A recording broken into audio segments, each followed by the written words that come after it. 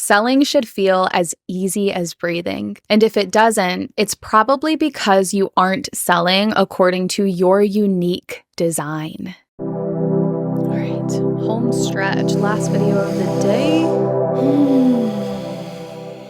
So many entrepreneurs overthink selling. They overcomplicate it to the point of avoidance, to the point of, I'm just going to make it through this because I know it's something I have to do, but it's definitely not something that's usually looked forward to. It's put off and delayed. And so often we think we need all of these perfect pieces to come together to construct the perfect sales process that's going to be received well, that's going to convert. We think we need the perfect script from AI, from our mentor. We need automations and funnels. We need a foolproof pitch. We need a sales call structure. How many of you have lived through the coaching and personal development industry phase where everybody and their mother was selling sales scripts? And that was one of the most incentivizing things when you were joining a program. If it had a sales script, it was hard to say no. And I'm even speaking to myself here. So often we think that we need to pull together all of these pieces from outside sources in order to have the perfect sales strategy,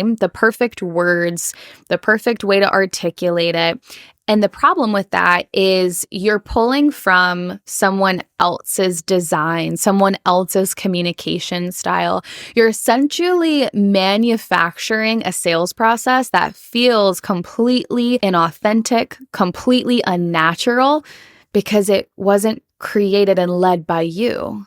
It's not coming from your own sense of self, your own communication style, your own personality. And when you're trying to do anything like someone else, but especially selling, it's going to require a whole lot of striving. It's going to feel like a constant uphill battle because you're essentially trying to be someone and something that you're not. And that's a bar that you can never really reach. You can never really surpass. It's an expectation you can't meet because you aren't that person. So the solution here is to understand your design.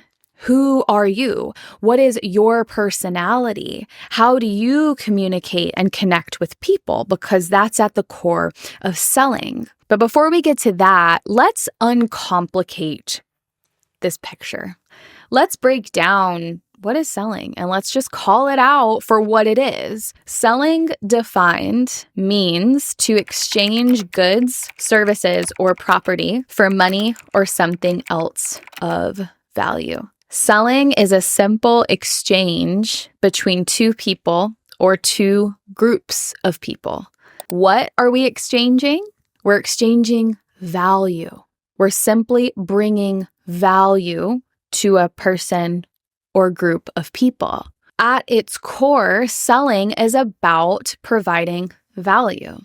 I will never forget when my mentor, Victoria Washington, she shared that the money in your bank account is simply a reflection of how much or how little value you have brought to the marketplace. If you want it to increase, simply bring more value.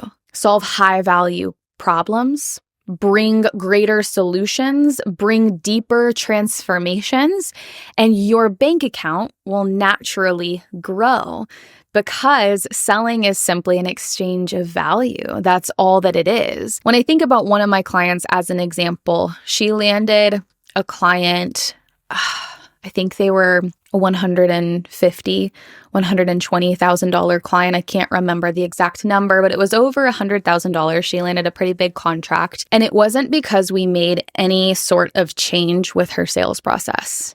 We simply increased the value that she was bringing through her offer.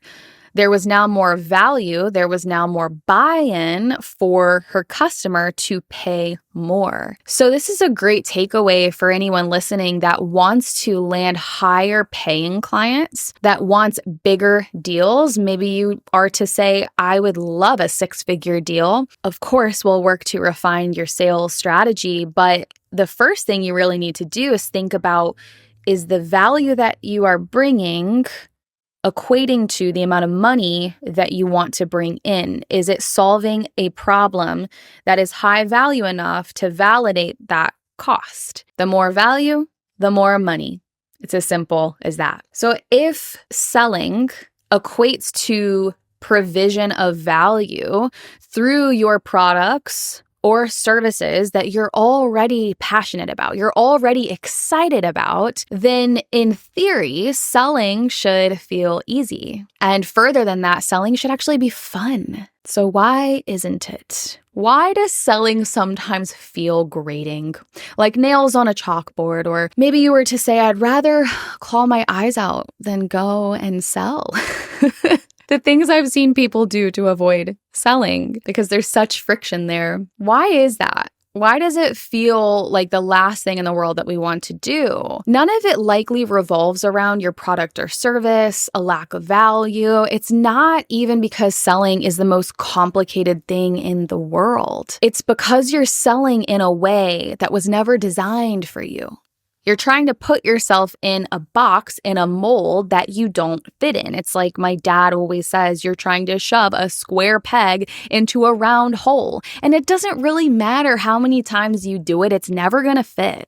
And if it does, I suppose you could grind it down over time, but man, that's a whole lot of striving when you could just put that square peg into a square slot. You know what I'm saying? The truth is you have a signature sound that you carry. You have a unique mark that you leave on this planet. You have a unique way of communicating, of influencing, and in this case, moving your people to buy. You have a unique personality. You have a unique communication style.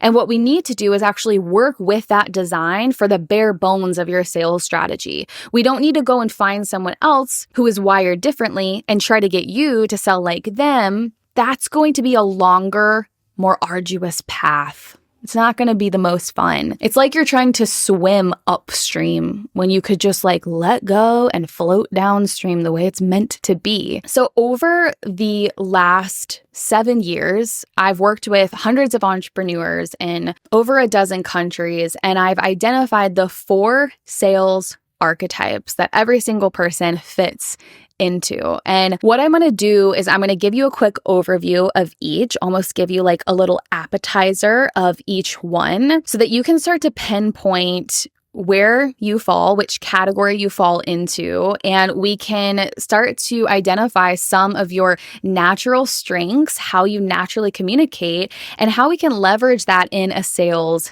environment. Now, for the sake of this exercise, I want to encourage you to think about how you communicate in your most natural, comfortable environment. Think about when you're in the living room with your family, when you're grabbing coffee with a friend, when you are cackling with your sister. How are you communicating with that person? And I want you to use that as your baseline to essentially diagnose yourself and pinpoint which archetype you are. Because the problem that we run into, unfortunately, is that so many of us are performing and managing perception instead of selling. So it's easy to misdiagnose yourself when in a sales environment, you're just putting on a performance to be more like someone else. That's what a lot of people are doing. Instead of leveraging your signature sound, your natural communication style, we tend to overthink it a little bit more in a sales environment. And if that's something that you're struggling with, we did a video all around your fear of what people think is stalling sales. So you can catch that after this one. So again, for the sake of this example, don't think about how you're currently selling. Think about how you naturally communicate in your most comfortable environment where you can kind of kick back and relax. So the first type, the authority. Authorities are confident, decisive, and through they are natural born leaders. If you were going to get coffee with a friend, as an authority, you wouldn't dare talk about the weather. You wouldn't dare talk about what TV show you're watching. You wouldn't dabble in random topics. You would get straight to the point. Whatever is lighting you up, whatever is making you extremely passionate in this season right now, that's what you're going to talk about. You won't waste any time on anything that you feel doesn't have direct meaning and purpose. You're going to be talking about changing the world. You're going to be talking about building wealth because we don't have time for anything else. You get straight to the point. In a sales environment, you are so great at bringing clarity. You're so great at staying on task. And when people bring you problems, even a family member, let's say a family member needs help with something, your brain immediately goes into the creation of a blueprint to bring a solution because it's just who you are. It's how your brain is wired. So in a sales environment, you're naturally formulating paths to solutions before you've even sold the client. One of your blind spots is that you may come across as intimidating. You're naturally a passionate person. And when you're talking about things you're passionate about, you can be boisterous and loud, and it is so powerful and it is so beautiful. But depending on who you're speaking to, that can actually create a little bit of intimidation. So in a sales refinement process, the work we do as an authority is we weave in a little bit more empathy, a little bit more space to connect. We sometimes might dial back your passion a little bit at the start of that connection point so that you can give people a little bit of time to warm up, but you naturally bring confidence and authority into a sales environment. So you already have that working for you. Moving on to the charismatic. You are magnetic, you're expressive, and you are deeply relational. So you don't have any problem making connections. You could go into an establishment not knowing a single human being. You'll come out with the best friend. You'll come out with a client. You'll come out with a new referral partner because you are so good at connecting with people. It is how you are hardwired. At some point in your life, you have likely been told you could talk to a brick wall. You could literally sit down with a slab of sheetrock and carry on a full-blown conversation. My best friend is a charismatic, and she introduced me to my would-be husband. So something else you're really good at is connecting people. You're really good at seeing who could benefit from another person and vice versa, whether that's in a business setting or in a personal setting. So your big superpower is just how easy connection comes to you. Now, because of this, because you so deeply love connecting with people, you have so much fun with it, one of your blind spots is that you can live in friend zone land because you're just having a ball. You're making friends. And sometimes you're not really getting to the point or providing a prompt or call to action for people to receive value and work with you. So that's one of the things that we work on as a charismatic. You're very good at building a thick lead list. So where our work would come in is the conversion point and really enhancing that and increasing the volume there. The next archetype is the harmonizer. You are deeply supportive, you're thoughtful, and you're really good at seeing people, really good at making people feel known, feel acknowledged. And at some point in your life, you may have been labeled as an introvert, someone who's quiet. Do not mistake that quietness with being powerless. One of the worst things you can do as a harmonizer is try to turn up your volume too much to be more like an authority who is boisterous and passionate and loud. Your presence is a steady force. And so what that means for your sales process is that you will see acceleration in the trust building process. And that's central to sales. And that may even mean that once you get someone to a sales conversation, the conversion happens much faster than it may happen for the other archetypes. Out of every other archetype, you are the best at establishing trust quickly. At some point in your life, you've likely been told, you deeply see me, or you read my mail. How did you know that? Or I feel so seen. Those are things that people will often tell you as a harmonizer. Because you care so much about supporting people, you really prioritize keeping the peace. So one of your blind spots may be being too indirect, doing whatever you can to keep the peace instead of addressing a problem with the client. But specifically in a sales environment, this can lead you to delay having sales conversations. This can lead you to avoid pitching people, inviting them to learn more about working with you because you just want to keep the peace. You want to make sure that they feel good. So that's one of the first things we address in order to enhance your sales process. Finally, we have the calibrator. You are precise, you're analytical, and you are very decisive. So in a sales environment, this means you're actually really good at vetting people, and that leads you into a lot of aligned partnerships because you have a lot of forethought about how you're going to help someone and whether or not you're the right fit for it. You also think a lot about the process. You care so much more about doing things right than just getting them done. Another thing about calibrators is their pace is often slower than the other archetypes. And it's not because they're lazy. It's not because they don't know what they're doing. It's because they are precise and they care about how things are done. So my husband is a calibrator, and in the morning, if we're packing things up to go do anything with our 2-year-old, let's say we're getting coffee, I will get up. I'm going to steamroll ahead. I've got my eye on the prize. I'm getting a latte. I've got the bags packed. The baby is changed, clean diaper, clean coat, clothes. I've got his snacks. I've got his water. I've got my husband's water and mine, my purse. I've started the car. I come inside and he's still making the bed. He hasn't even brushed his teeth. He hasn't even got dressed. His pace is slower, but you know what I can expect when we get back from that outing, where I might have left things scattered and all over the place because I was so committed to getting to the destination. He's going to have the bed made the right way. He's going to have his toothbrush put away. He's going to have Leo's toys in his toy basket. You're going to come home to the house being in order because he cares about doing things the right way. He's not going to cut corners. He's not just going to throw things in a closet somewhere. So if you are a calibrator, you are likely organized, you care about how things are done, and you have a lot of forethought. So that serves you really well in a sales process, especially when you're speaking to people that want to understand the process behind your work, behind what you do. You're really great at helping people understand how you guys are going to accomplish the goal they have in mind.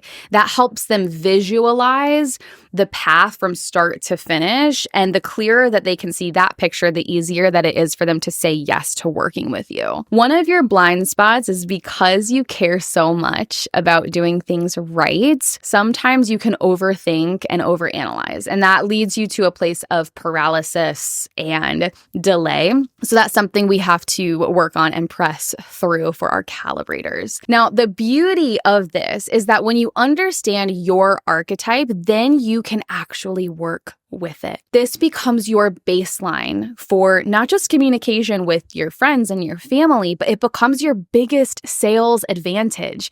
You can finally feel natural, finally feel authentic when you're meeting with potential buyers because you're working with your design. And that's just level 1. Level 2 is we get to take this even deeper because this increases your awareness, not just of yourself, but of other people. Selling is more listening and observing than it is talking, because selling is not about you. It's about the person in front of you. So when you understand the primary sales archetypes, you can better understand your buyer and you can better connect with your buyer. You can create a more supportive, relational, successful sales process that ultimately is not only more authentic and natural for you, but it is more effective as well. It's going to feel better for you and it's going to be received better from your buyer. Now, your next step is to take this a step further. Click in the description box below to take our signature sound quiz, and this is going to help you pinpoint your exact archetype. Once you do that, you will receive a private audio from me where we're going to unpack this even more. I'm going to give you some recommendations for your sales process based on your unique archetype, and this isn't just going to be more information. This is going to truly change the way that you sell from here on out. At the end of the day, selling isn't complicated. It's about bringing value And it's not about sounding more like someone else. It's not about manufacturing and contorting yourself and your process to be like anyone else. It's about identifying your signature sound that you already carry and leveraging that as your biggest sales advantage. When you learn how to do that, selling will truly feel as easy as breathing.